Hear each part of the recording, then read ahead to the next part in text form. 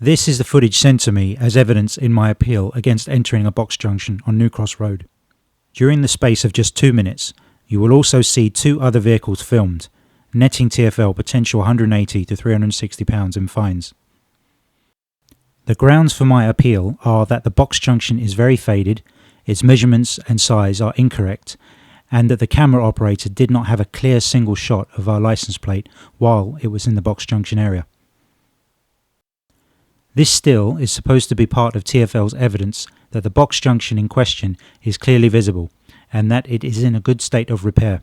The problem here, though, is that it is dated more than 4 months before our alleged offence. This is another still provided as evidence from TFL, and this one is dated more than 5 months before the alleged offence. Have a look at the position of the pavements and the distance from the box junction, along with the faded red lines. Now look at a still from the actual date of the alleged offence. The pavement has been moved several feet from the box and the red lines have been repainted. It's funny how the yellow box hasn't been repainted. It's practically non-existent in the right-hand section. When I first received the penalty notice, I went myself after work to take some photos as evidence. I knew there had been roadworks in the area for the last year because the whole road layout was being changed. Due to this, many road markings had been removed or faded, and pavements were being changed or moved around several feet. As such, the state of the yellow box junction during the date of the alleged offence looked like it had been in fact partially removed. With the change of the pavements and repainting of the red lines, it would therefore not be enforceable in its current condition. On this corner, the pavement has been moved back around 2 to 3 feet and part of the box tarmacked over.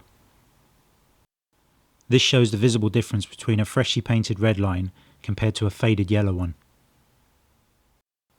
From some angles, the box is completely invisible, especially for drivers sitting low down, but not so much for a camera located 20 to 30 feet in the air above it. This shows the difference between the freshly painted box on the opposite side of the road. Why weren't they both painted? Well, that's easy, because traffic rarely forms on the other side, but due to the bottleneck on the eastbound side, caused by the sudden appearance of a bus lane, motorists are much likelier to be caught out last minute, guaranteeing a nice flow of cash. One of the regulations for a box junction is that it must go right up to the curb, corner to corner. Recently, the box junction in question was finally repainted, and as such you can just see that the position of the previous faded box was not only several feet away from the pavement, it was several feet away from the corner too. These before and after shots show an invisible box suddenly visible now it's been properly repainted. This one shows the corner of the box in a terrible state, then with all the road markings freshly painted, visible and legal. Another possible fact that I'm trying to confirm is correct is that the lines must go into 2 corners of the box.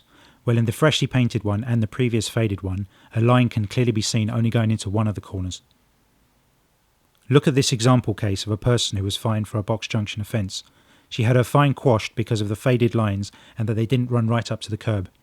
As far as I'm concerned, TFL saw that this box made more for them the more faded it got, and more so when the drivers assumed it was in such a bad state of repair that it surely wasn't being enforced. So they left repainting it as long as they could.